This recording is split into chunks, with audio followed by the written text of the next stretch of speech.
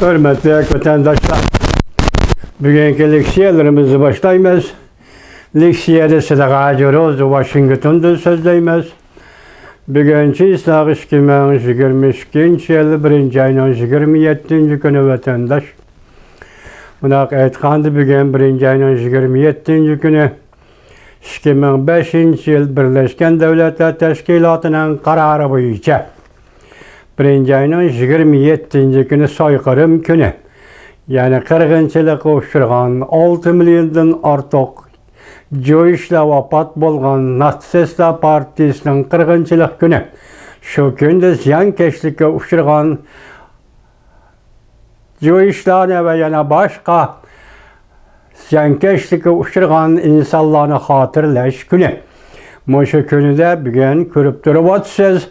Erteden başlap, yani 2. ayının 4. günüden başlap, Hitler 1936 yılı olimpik murasimi ötküzüp özünün cinayetini yoşuruşka muvaffak bolalaganda hazır Beijing'de Cüngü'de ötküzülüdüğün kışlık olimpik murasimi hem delmişindak bir peytki doğru geldi.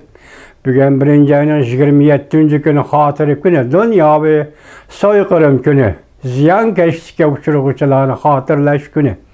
Yani 4 günden keyin 5 günden keyin Beijing'de başlanığını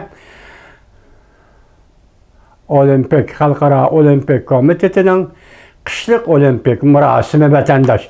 Yani şundak vakti bugün Amerika Ovazı'nın Xitay Til programımız ilan kılıngan bir parça makaliye haberini vatandaşlara yetkizişine muvaffak taptık. Üçüptüme ya Allah. Haberimizde, mavzumuzda vatandaş. Natsistler kırgınçılığını tetkik kılgışı. Erkek kırgınçılık del hazır. Olimpik murasimi ötküzülüdüğün bir devlet içinde 101 vatıdır. Dep görsetti mavzuluk makale 1. ayının 27. günü. Amerika Ovazı'nın Xitay Til programımız ilan kılınan makale. Mundak baştan. New York 1. ayının 27. günü Birleşken Devletler Teşkilatı belgilegen soykırım, çoğun kırgınçılıkla ziyankeşliğe uçurguçular günü, yani hatırlaş günüdür. Soykırım ceryanı Natsistler tarafından ziyankeşlik uçurgan 6 milyon Jewish halkı ve yana başka milyonluğun ziyankeşlik uçurguçular hatırlanıdır. Soykırımını tetkik kılgıçılar mundak görsetti. Del bu peyte kışlık olimpik murasimi erkek kırgınçılık soykırım elip birilevatkan bir devlette ötküzülüvatıdı, yaki ötküzülüş aldıda turudu. Nurgun kişiler bilmeydi ki Cüngü'nün ziyankeşlik kılışlarına dikkat kılmaslık muşunun üzüla kişilerine bir aram kalıdığın işte. Mütehassisler mundak görsetti. Halkara Olimpik Komiteti Beijing'de ötküzülülen kışlık olimpik murasıga yardım bergen saudigarlar Cüngü'nün zorvallığını inkar kılıdığın kişilerge aylandı. Paket şu boldu ki, bu nöbet kışlık olimpik murasimi bir komünistler devleti ötküzülüvatıdı. Yaki ötküzülüş aldıda turudu.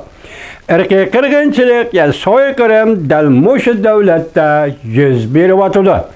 Washington Soykırım Tatkikat İnstitutu'nu kurgucu Rappel Midop efendi mundak görsetti. Yukarıda görsetti. 2005 yılı Birleşken Devletler Teşkilatı karar makullap her yılı 1. ayının 27. gününü İttifaklaşlar Armiyası Ağustos ceza lagerine azat kılgan gün. Soykırım kılgıçılarının ziyankeşliğe uçurağanlar günü ne hatırlaş halkara günü kılıp bekletilgen. Kararda mundak görüstülgen bu hatırlaş gününü belgeleş. Məqsidimiz bunun keyin kırgınçılık, soykırım hareketlerinin o'ttirg'i chiqishining oldini olish. Karar namıda barlık ırkı ve dini itikadlar asasıda şahslarga kollektivga kan qursak bo'lalmagan, quturat qilgan, parakendichilik salgan, zo'ravonlikla ayıplangan. Bu hareketlerin qayerda yuz berishidan qat'iy nazar soykırım günü 1. ayının 27. günü de bekitken kararda tilga elingan söz ibarədir. Birleşken Devletler Teşkilatı'nın katibi Guterres haftanın 2. günü yani 1. ayının 25. günü New York şehirde muşa hatırlaş gününü hatırlaşka katnaşkandımını da görsetti.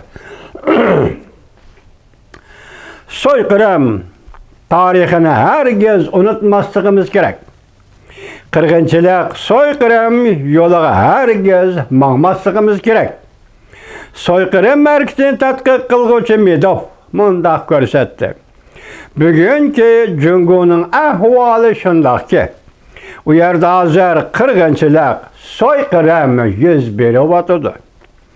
Ziyonkashlikka uchrayotganlar Uyg'ur millatidir.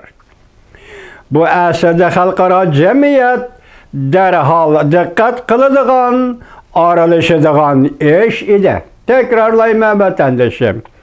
Bu asırda halkara cemiyet derhal dikkat kılınıgan, aralışıdığan iş idi. Soykırım tarihini tadqiq kılgıcı Medov efendi, yani Washington'da soykırım tarihini tadqiq kılgıcı Muzim'nin korkutucu. Medov efendi mundaq dedi.